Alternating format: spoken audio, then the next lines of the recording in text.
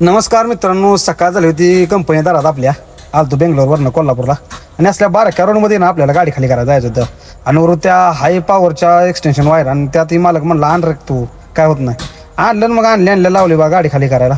काय मग बारकं मागचं होतं एक पीस खालून गरगून घेतला आणि गाड्याने टारा टारा कागद फाडायला सुरुवात केली आणि मशीन केली मोकळी. तेवढ्यात आला चहा. मग चहा पिऊन आपलं जरा मस्तपैकी झालो बरं का. आणि ह्यांनी लावला बघा डायरेक्ट आपली गाडी झाली डायरेक्ट खाली बघा. खाली करून झाली मग आपली रिवर्स काढून आपली गाडी लावली साईडला, फळकं बिळकं बांधलं आणि आपण आपलं म्हणलं तर परत मला की जायचं भरायला. आणि तेवढ्यात आपल्याला फोनाला भरायला जायचं कागदला. मग काय जाव्या म्हटलं, आलो पुढे जयसिंगपूरच्या बायपासला होतो बरं का. आणि दगडवाला डंपर रोडच देत नव्हता. पुढं आलो आपल्याला कलिंगड दिसलं. मग काय कलिंगडाला 2 प्लेटा बरं का पोटात घातल्या. जरा पोटाला गारवा बिरवा झाला बरं का. पुढं आलो इचलकरंजीमध्ये. इचलकरंजीनं जायचं म्हटलं का नाही, डोळ्यात त्याला टाकून जायला लागते का तर लय बारकं रोड आहे इथं.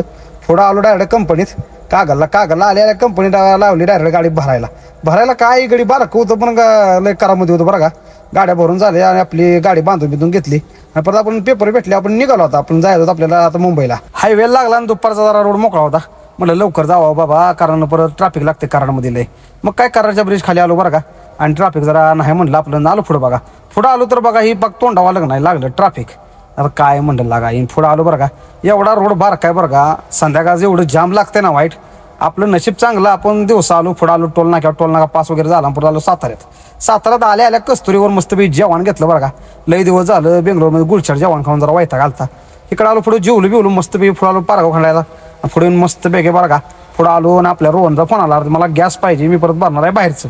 बरं म्हणलं बाबा आता काय तुझा गॅस आहे म्हणलं, तू मला काय दावा वाट बघत बसलो होतो. तेवढ्या शेट आलंच बा पुन्हा.